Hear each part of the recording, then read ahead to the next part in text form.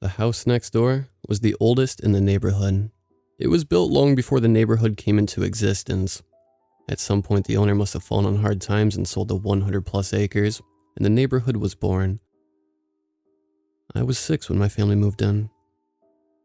There was an old woman who I thought lived alone there. She was never friendly and always gave me the evil eye whenever a ball or toy went on her property. I was always afraid to retrieve it.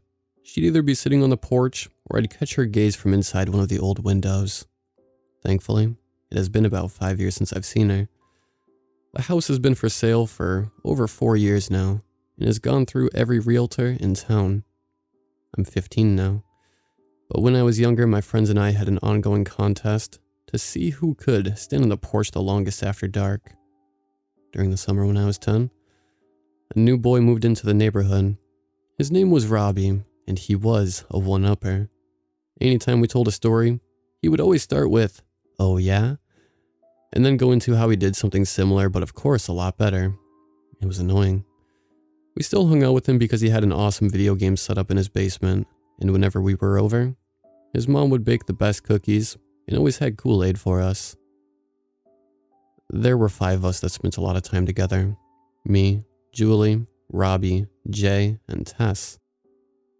We spent our summer riding bikes through the neighborhood, hanging out and talking, and occasionally going to the market downtown for candy and pop. It was great having friends my age that lived so close. In the fall, we introduced Robbie to the old house. It just looked old in the summertime and we were always doing something so we didn't pay it much mind. But in the fall when the days got shorter and the leaves began to fall, it took on a more sinister air. After school, we'd meet outside on the days when it was raining. It seemed to rain too often in the fall of Michigan. And then in winter, the sun would hibernate and only peek out every so often to make sure we didn't forget it was still there.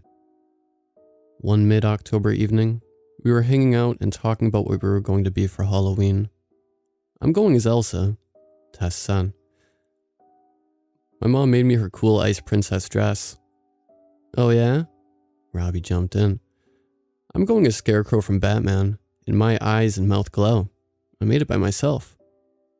Julie rolled her eyes. "That's awesome, Tess. I wish my mom could make me something cool. I'm going as a vampire this year." "Steph, what are you going as?" Julie said to me. "I'm just going to be a witch. How about you, Jay?" "I'm going as something real," he said.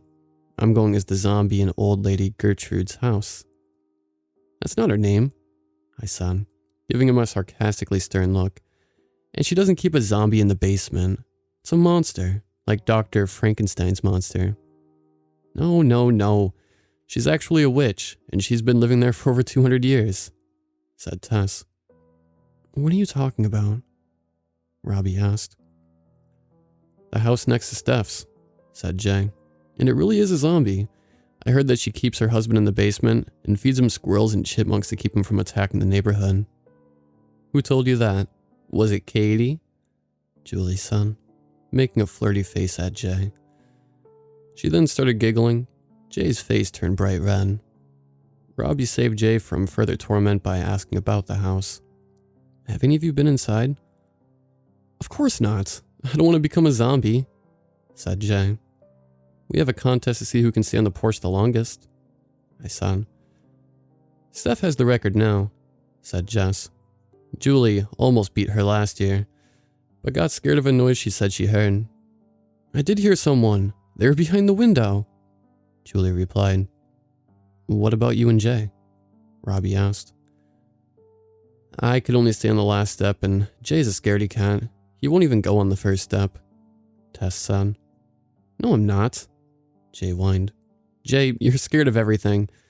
You're even scared of the Easter Bunny," said Tess. "A 6-foot-tall giant bunny is creepy," he said. "I'll win your silly contest easily. When do we go?" said Robbie. "I have to be home by 8:30, said Julie. "Let's meet at 7:30 in front of Steph's house." We then told other stories about the house we've heard from the older kids in the neighborhood.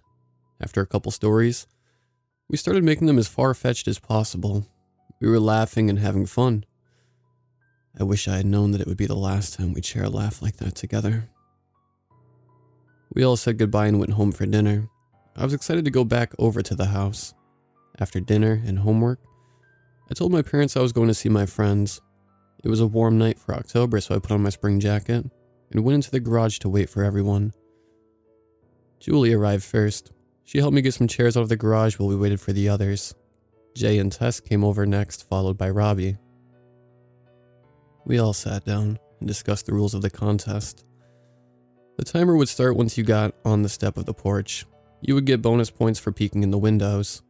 You could win by knocking on the door and waiting for an answer. But no one had been brave enough to try that. We moved our chairs down the driveway so we could see the porch and front door. Tess was in charge because she had the stopwatch and the notebook. Jay, you're up first, Tess instructed.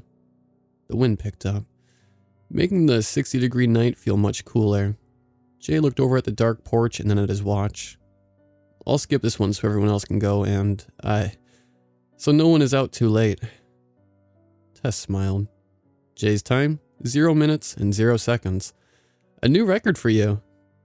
Jay, you're supposed to improve your score, not lower it, Julie added.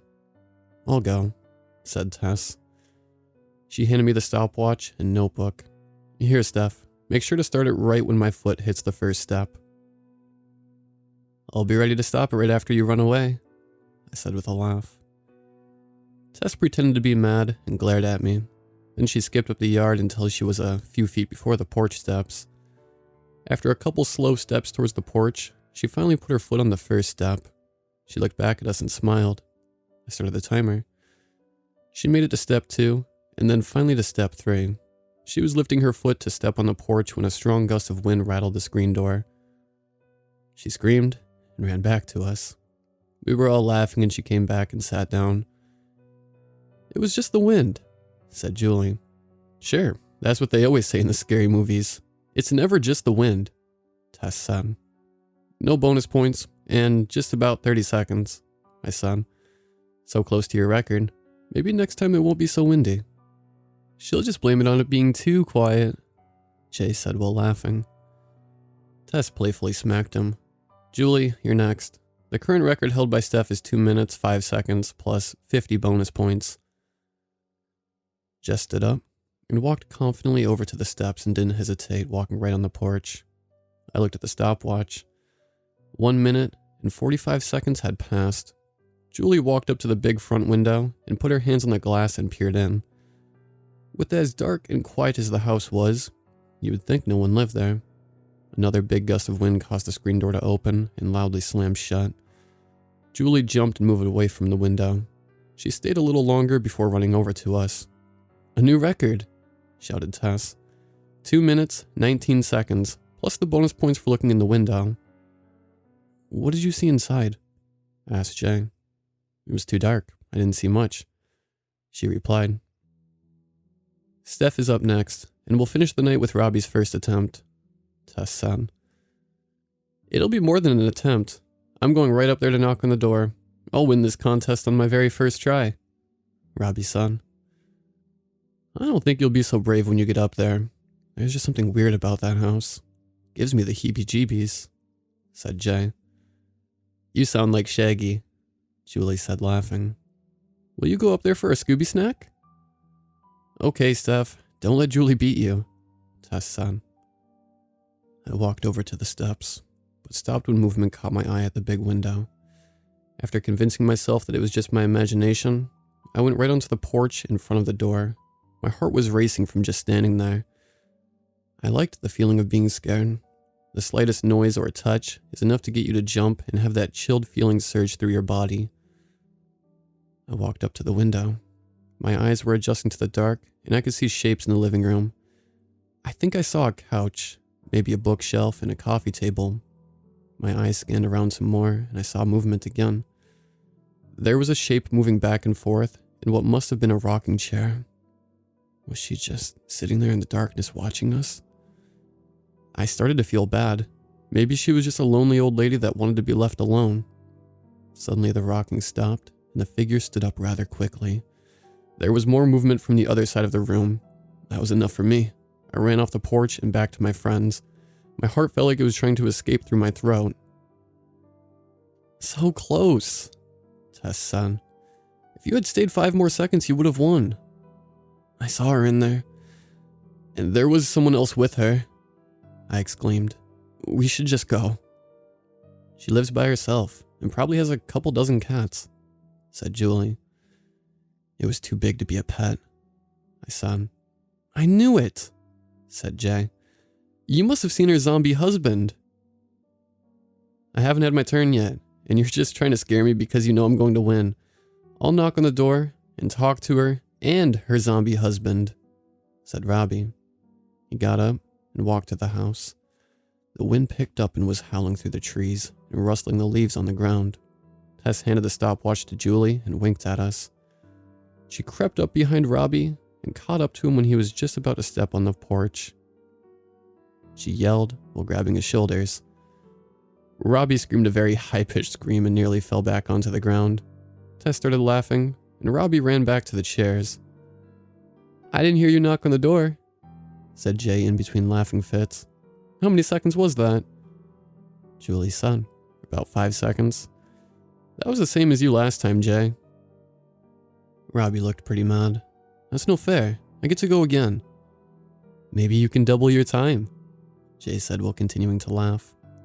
I won't scare you this time, said Tess with a big smile on her face. Before Robbie could get up, I heard my front door open and my dad yelled out, Hey, what are you kids doing out there? Are you causing trouble again? We're being perfectly well-behaved kids right now, Dad, I said. Sure you are. Wrap it up and come back inside. It's getting colder and it's late for a school night, he said. I should just get home too, said Julie. Well, we'll help you put the chairs away and we can come back another night. Everyone except for Robbie stood up and started bringing their chairs back to the garage. He finally stood up and said, Wait, I didn't get my turn. It isn't fair that you tried to scare me. Tried, said Tess with her eyebrows raised. Sweetie, I'm surprised you didn't pee your pants with how much you jumped. Robbie's face was turning red and he seemed pretty upset. I tried to help him calm down. Hey, it's no big deal, Robbie. We've all scared each other plenty of times. You should hear Jay shriek when he gets scared. Don't worry, we'll come back soon. He seemed to calm down a bit after that. I walked up the driveway with him, and we put the rest of the chairs back. Then I said goodbye to my friends and went in for the night. After a couple games of Rummy Cub with my family, I said goodnight and went to bed. I was pulled from my sleep by a light tapping on my window. My alarm clock showed that it was 11:43 p.m. I walked closer to the window and heard another tap on it. Looking outside, I saw Robbie out there, about to throw another acorn. Hey, what are you doing? It's way too late, I whisper yelled at him after sliding the window open. I'm taking my turn, he said. You were all laughing at me and I didn't get a fair turn. It's just a silly game we play, and we were all laughing at each other. Tess was just trying to be funny. That just shows that you are our friend. He looked at the ground for a moment, and then over at the house. I'm going to prove I'm not a wimp. You're my witness. Hold on, I'll be out there in a minute, I said. I quietly left my room and got my coat and shoes on and went outside. My breath showed in the chilled air, but the night was still and the sky was clear. Robbie was standing in the grass waiting for me. I tried talking him out of it, but his mind was made up. He handed me the stopwatch he brought, and we crossed over into the yard next door. Don't knock on the door. It's way too late, I said. He ignored me and walked up to the house. There was no hesitation this time as he went up the steps and to the door. I started the stopwatch and watched him stand in front of the door. He walked over to the window and peered inside. The timer was at 1 minute 30 seconds and counting. Robbie backed away from the window and returned to the door. He slowly opened the screen door. I ran up closer to the house. Robbie, don't knock. This is just a stupid contest, and we shouldn't be bothering the old lady who lives here. He raised his hand and knocked loudly on the door. I stood a few feet away from the porch. Let's go, I said sternly. Robbie just stood and waited. Then the front door slowly creaked open. It was still dark inside and I didn't see anyone in the doorway. Hello? Robbie said while leaning his head inside. He turned back to me. I don't see anyone. He turned back to look inside again and was abruptly pulled in. The front door slammed shut and the screen door banged against the house. Robbie? I yelled while running up the porch. I was scared but wanted to help my friend. First I went to the window and looked inside. There were 4 or 5 figures shrouded in darkness moving around in the house. I couldn't tell which one was Robbie or what they were doing. Then suddenly the old lady's face appeared in the window right in front of me. Her yellowed teeth and wrinkled skin just inches from mine. I jumped and stumbled backwards into the bushes in front of the porch. Rolling off of them, I glanced back up to see the old woman still staring at me. Not sure what else to do, I stood and waited. Time moved slowly as I watched the seconds count up on the stopwatch. 4 minutes went by, then 5, and then 6. The old woman remained by the window until after 7 minutes had passed. I was frozen in place from fear, and was afraid I'd get in trouble if I woke my parents up. Finally, after the 9-minute mark, the door opened and Robbie walked out. The door quickly slammed behind him. What happened? Are you okay? I asked. Fine. Good. I'm good. He replied softly. It is late. I should get to bed. You don't sound good. I'll walk with you back home. Can you tell me what happened? I was nervous that something had happened. He didn't respond to my question and was silent the whole walk to his house. Good night, Robbie, I said once we got to his driveway. Maybe you can tell me what happened tomorrow. He just paused for a moment, but still didn't say anything and walked quietly into his house. I was terrified of walking back home alone and having to pass by that house. It was only 1 street away from my house, but everything felt much more scary by myself. Every noise I heard had me on edge, especially once the old house was in sight. I kept my head down, at first, afraid to even look at the house, but I felt I was being watched. I looked up at the house once I was almost to my yard and could see 4 faces pressed up against the window. It was too dark to make out the details of them, but I didn't want to know more. I hurried to my door and swore I heard footsteps behind me. Opening the door as quickly and quietly as I could, I ran inside and closed and locked the door behind me. There was a light, almost inaudible tapping on the side light window next to my door. I took off my shoes and coat and hurriedly snuck back up to my room. I had left the blinds open from when Robbie threw the acorns up. My eyes were focused away from the window as I closed the blinds, certain there would be someone out there staring up at me if I dared to look. My alarm clock woke me up for school after not much sleep. I was tossing and turning and dreaming that a group of old decaying bodies were standing over me. An old woman was sitting in a big chair, overseeing whatever was happening to me.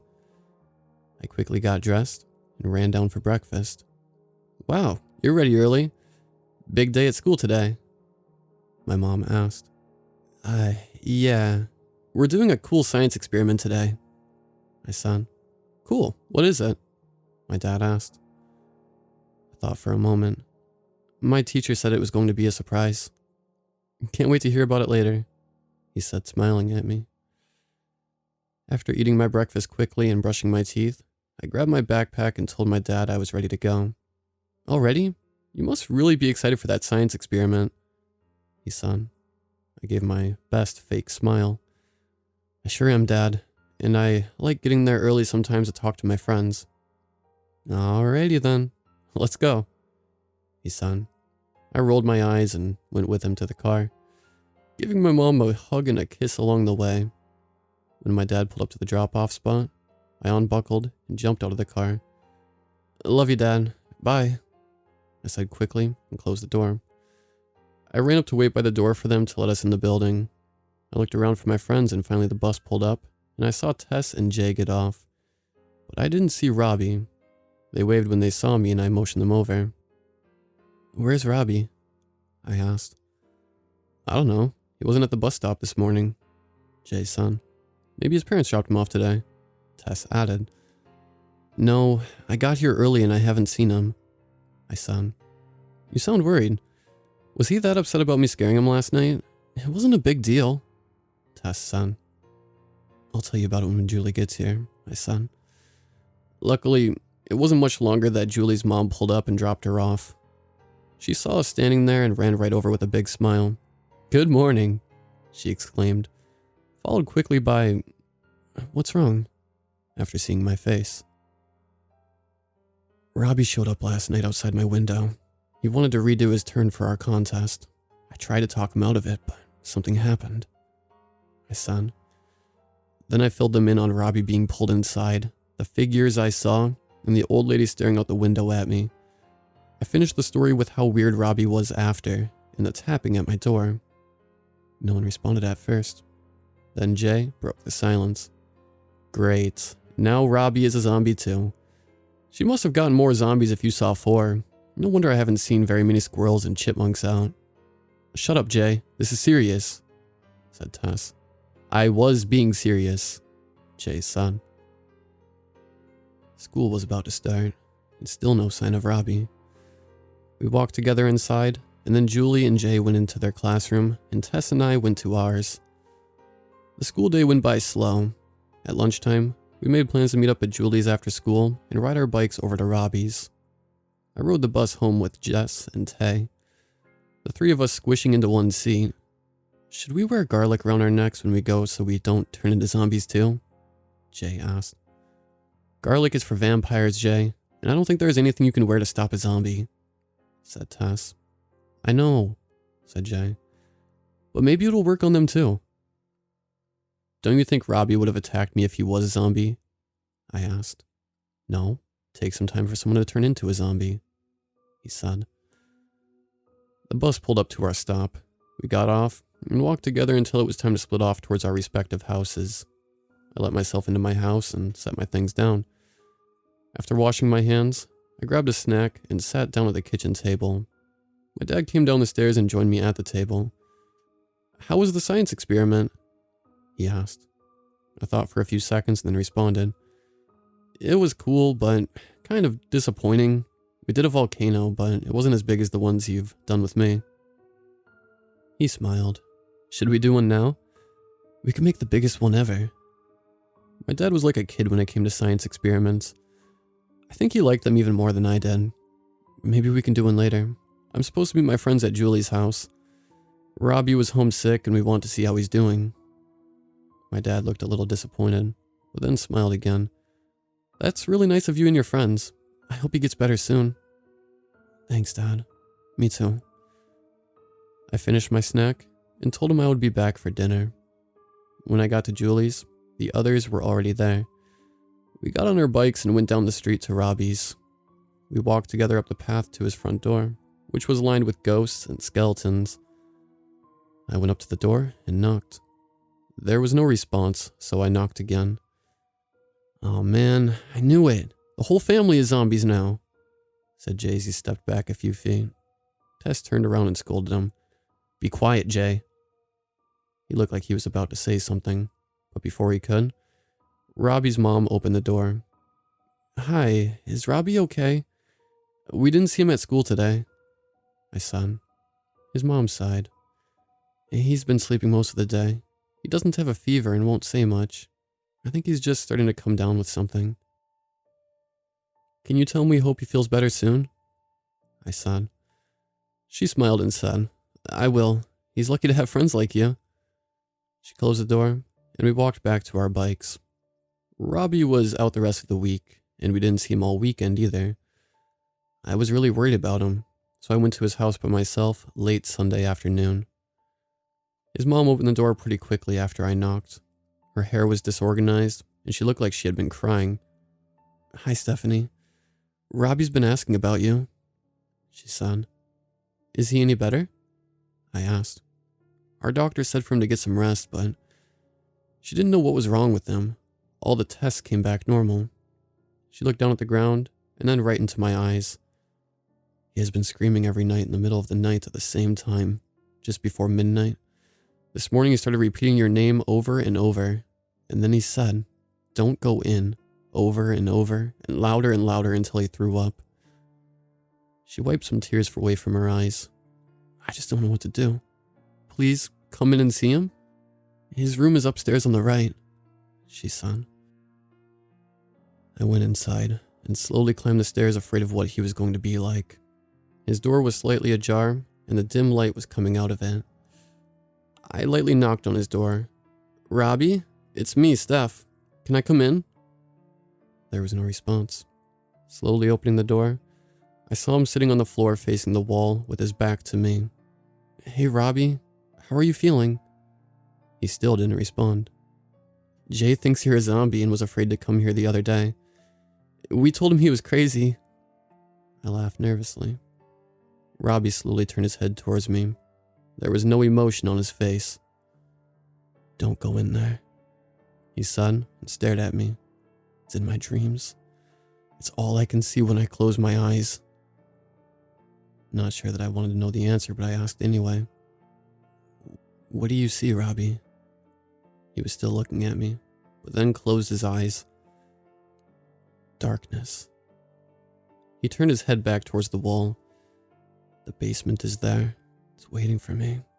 I have to go down, all the way down, until the earth is no more."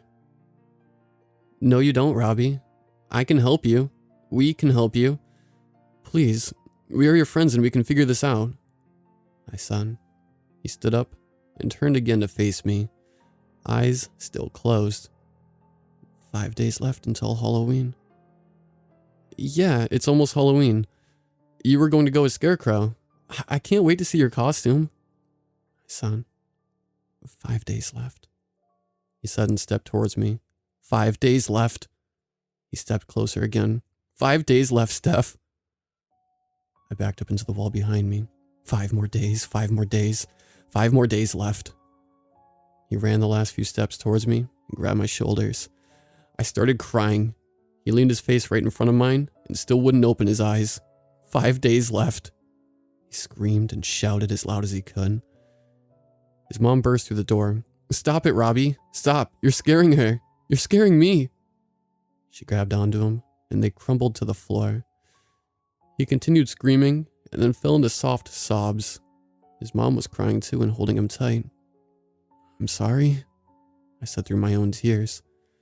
"I should have told you earlier, but I didn't know he was like this. Last week he snuck over to my house at night and went inside the old house. I tried to stop him, I really did, but he insisted and wouldn't listen to me." His mom motioned for me to go. "It isn't your fault," she said. I felt bad leaving them, but needed to get out of there. I ran out the door and got on my bike and went to see Tess. Tess answered the door. "Steph, what's wrong?" She came outside, and I filled her in on what happened with Robbie. "That's terrible," said Tess. "I wonder what his mom is going to do." "I don't know. Should I have told her everything?" I said. I stayed and talked with Tess for a while and then went home. When we sat at the dinner table, my dad asked, "How is your friend Robbie doing?" His mom said the doctor didn't know what was wrong with him.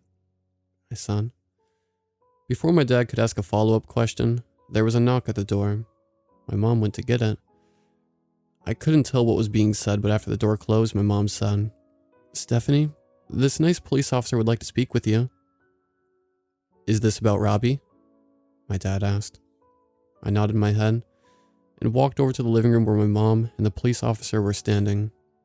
"Hi, Stephanie. I'm Officer Mike. I heard your friend Robbie isn't feeling too well. His mom said you may know what happened. Just you and I can talk, or your parents can stay here with you. The more important thing is that you tell me everything you know, and that you tell me the truth." I looked up at my parents' concerned faces. "They can stay," I said, even though I was worried that I'd get in trouble. Officer Mike had a notepad and pen to take notes. "Stephanie, when did you last see Robbie before he got sick?" I looked down and said, "Around midnight, a few days ago." "What?" my dad exclaimed. "Stephanie, how could—" Officer Mike cut him off before he continued. "Sir, please be quiet. It's important that she is allowed to tell me everything." "Sorry, officer," my dad said. "Okay, Stephanie. What happened when you saw him?"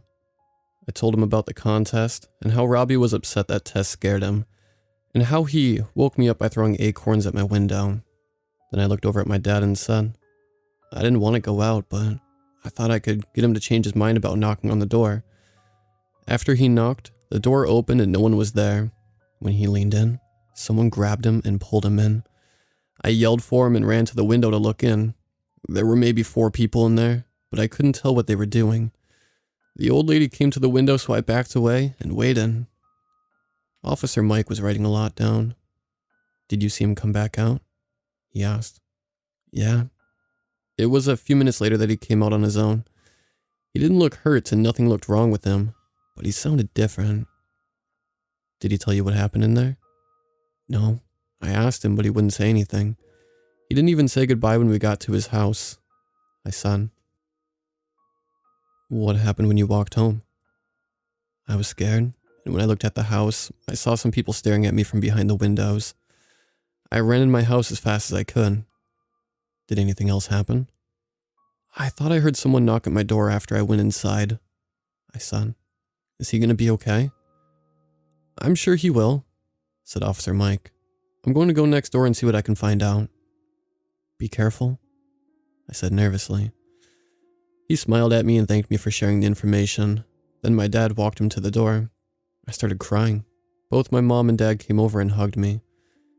We aren't mad. It sounds like you did what you could to help your friend, but you should have told us, he said.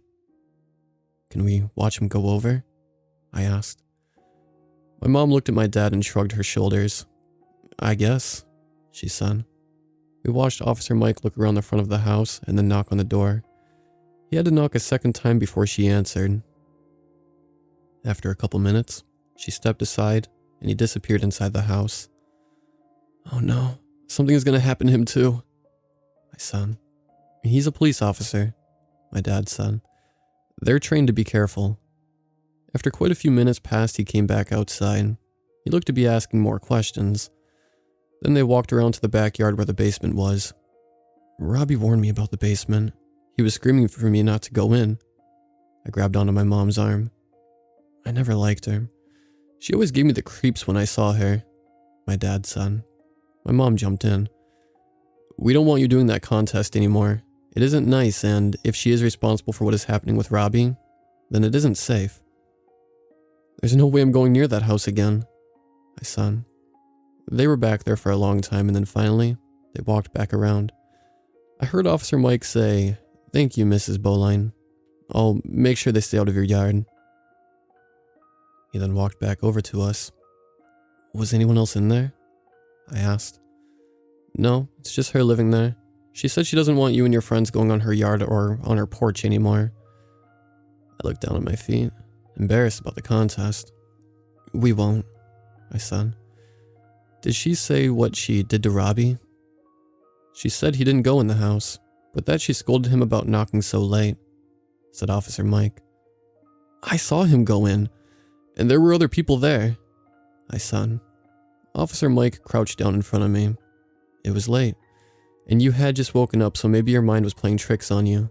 Let me know if you think of anything else that might help. We will, said my dad. Thank you. Officer Mike walked back over to his car while we went back into our house. That night I dreamt about the basement next door. Robbie was lying on the ground in front of it with his eyes closed. The doors opened up on their own as I got closer. I stepped over Robbie and onto the first step. It was so dark inside and I couldn't see anything. Suddenly Robbie grabbed my leg and tried to pull me back. I warned you, he whispered. Then he let me go and I climbed down the steps. I couldn't see anything at all, but could feel eyes on me. The steps went on and on and on. It was completely silent.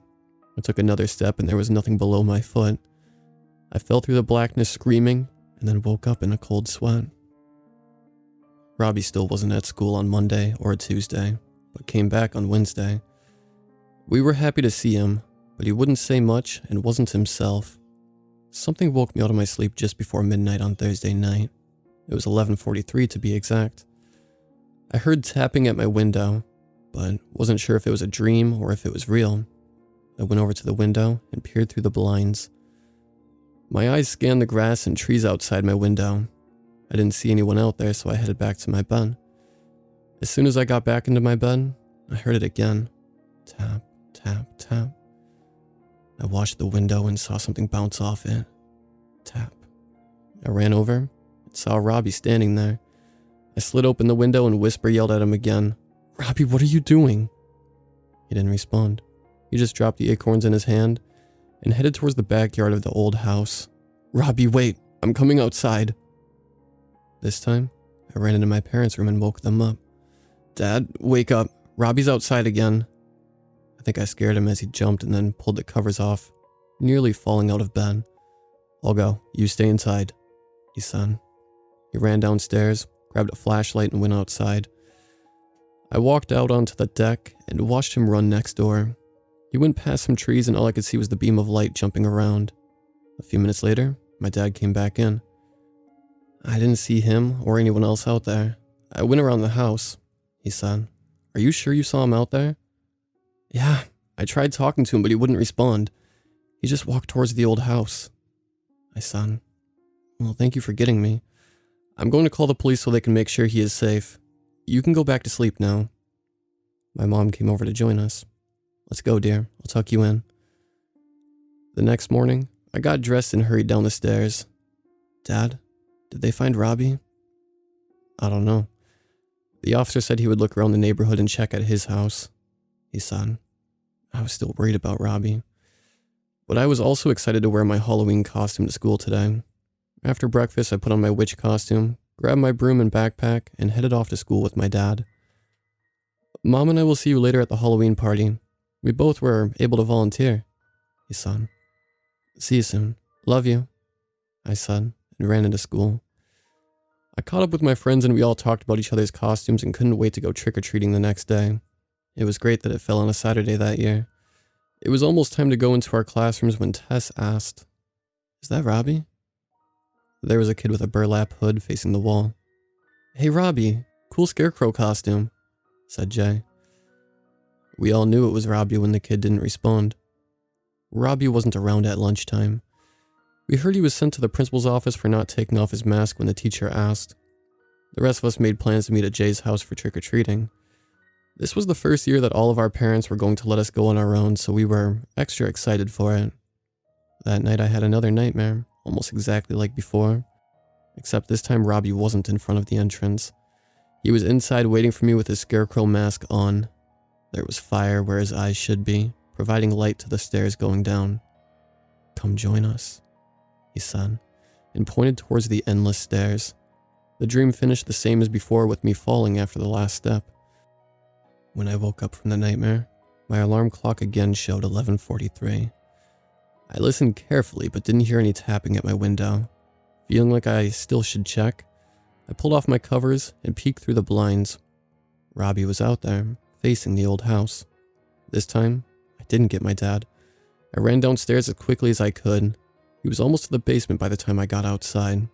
"Robbie, come back," I shouted, but he was getting closer to the basement doors. "Stop, don't go down there." The basement doors opened when he was a few feet away. I wasn't close enough to stop him. "Please, Robbie." He went down the steps, and the doors closed behind him. I yelled for him a few more times. My mom and dad heard me yelling and came outside. "What's happening?" my dad said. "It was Robbie again. He went into the basement," I said through tears. My dad ran to the basement doors and tried to open them. It didn't budge.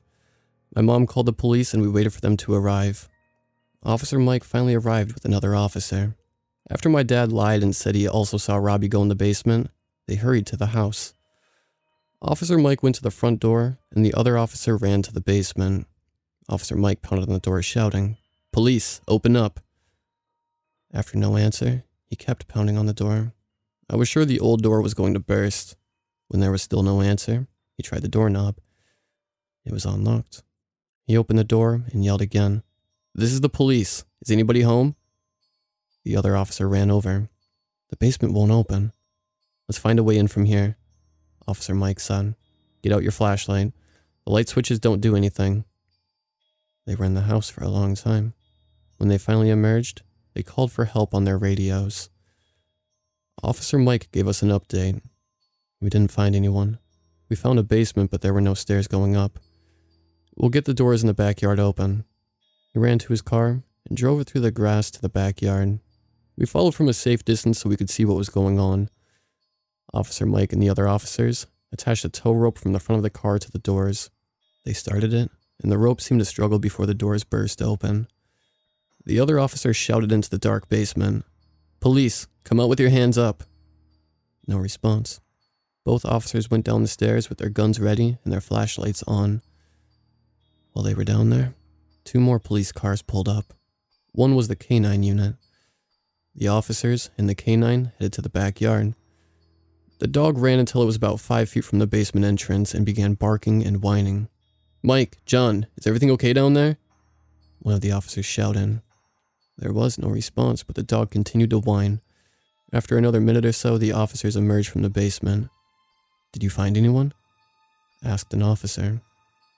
Officer Mike didn't respond right away, but eventually said, "No, there was nothing down there." I saw his face in the light of the police car, and maybe it was just the lighting, but he looked terrified. There was a huge search effort that night, and for the next couple weeks, all our parents helped with the search, and me and my friends put up posters. Sadly, Robbie was never found. I recently learned that Officer Mike quit his job shortly after that night. I haven't heard what happened to Officer John, but he is not in the local police force anymore. Every Halloween since then, I thought I've seen him. He's in the scarecrow costume, but far away. Every time we get closer, he's nowhere to be found. I've also been having that same dream about the basement every so often. When I wake up, I expect to see Robbie outside. I never have, until this year. We're coming up on the 5-year anniversary of his disappearance. Although I don't think that number has any significance, something different is happening now. This year, each night in October, I've had that same dream. I'm always drawn to the basement and can't stop from going in. These last few nights, when I've woken up at 11:43, I've seen him outside. The first couple times he motioned for me to follow him, but last night he spoke to me and said, "We're waiting for you. Come join me. I know I will see you soon."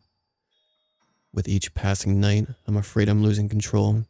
Halloween is 17 days away, and I'm afraid I won't be able to stop myself from going down there just like Robbie, and just like in my dream.